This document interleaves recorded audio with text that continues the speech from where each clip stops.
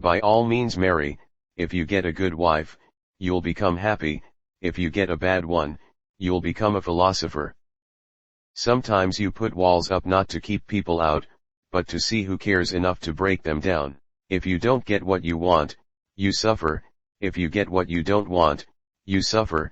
Even when you get exactly what you want, you still suffer because you can't hold on to it forever. Your mind is your predicament. It wants to be free of change, free of pain, free of the obligations of life and death. But change is law, and no amount of pretending will alter that reality. No man has the right to be an amateur in the matter of physical training. It is a shame for a man to grow old without seeing the beauty and strength of which his body is capable.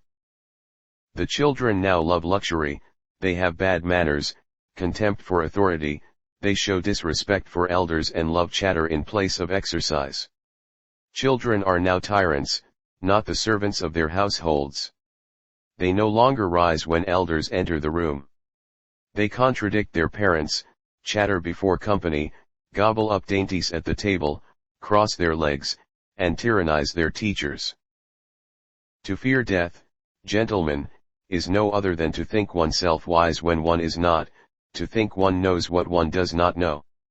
No one knows whether death may not be the greatest of all blessings for a man, yet men fear it as if they knew that it is the greatest of evils. If a man comes to the door of poetry untouched by the madness of the muses, believing that technique alone will make him a good poet, he and his sane compositions never reach perfection, but are utterly eclipsed by the performances of the inspired madman.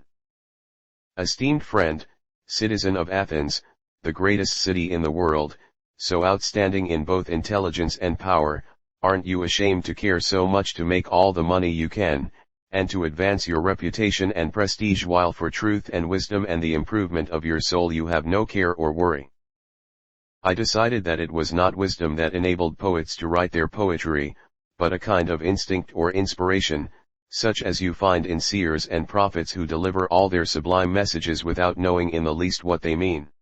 God takes away the minds of poets, and uses them as his ministers, as he also uses diviners and holy prophets, in order that we who hear them may know them to be speaking not of themselves who utter these priceless words in a state of unconsciousness, but that God himself is the speaker, and that through them he is conversing with us.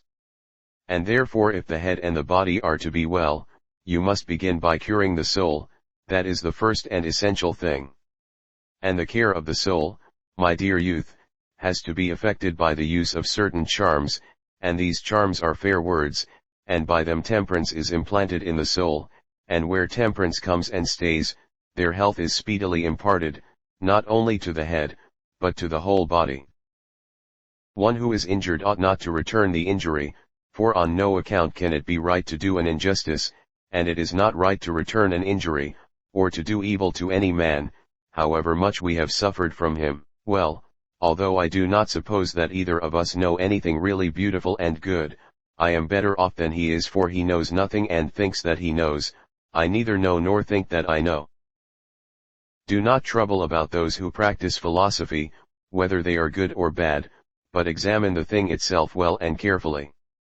And if philosophy appears a bad thing to you, turn every man from it, not only your sons, but if it appears to you such as I think it to be, take courage, pursue it, and practice it, as the saying is, both you and your house.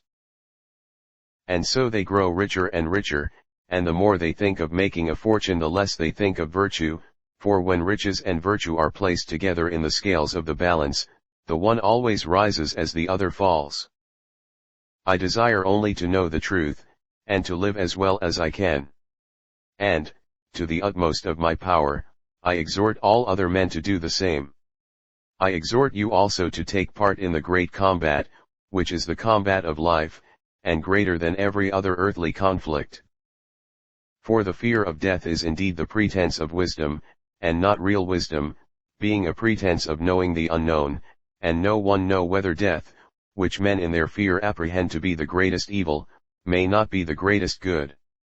Is not this ignorance of a disgraceful sort, the ignorance which is the conceit that a man knows that he does not know?